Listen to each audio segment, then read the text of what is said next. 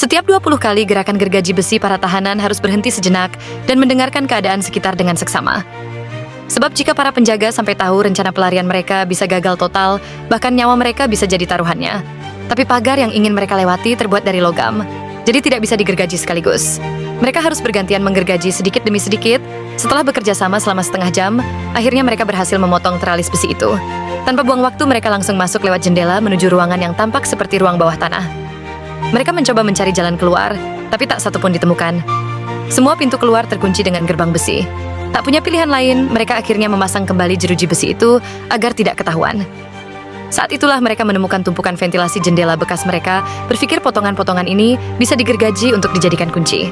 Namun baru beberapa potong digergaji, terdengar suara langkah penjaga dari atas. Kedua tahanan itu pun buru-buru bersembunyi. Ternyata itu kedua penjaga yang turun diam-diam untuk merokok. Untungnya kedua tahanan bisa memanfaatkan tumpukan barang di ruangan itu untuk menghindari pencarian para penjaga. Mereka kira para penjaga akan langsung pergi, tapi ternyata kembali lagi melihat hal itu. Kedua tahanan kembali mengendap dengan cara yang sama, dan penjaga tak menyadari apapun. Setelah setengah jam, akhirnya ia berhasil memotong potongan besi yang dibutuhkan.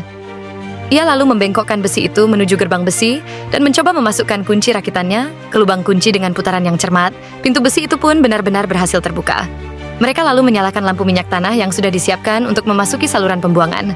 Meski banyak ketidakpastian, di depan mereka harus terus melangkah demi kebebasan.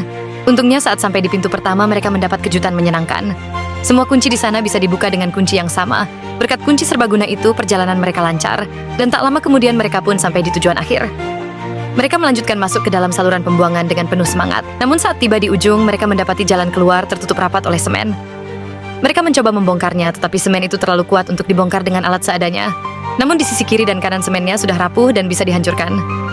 Mereka yakin jika diberi waktu beberapa hari lagi dan alat yang tepat, mereka pasti keluar dari penjara ini. Saat itu hari sudah mulai terang dan para penjaga sudah mulai datang dan memeriksa kamar. Sementara itu, dua tahanan yang sedang mencoba kabur belum juga kembali ke kamar mereka.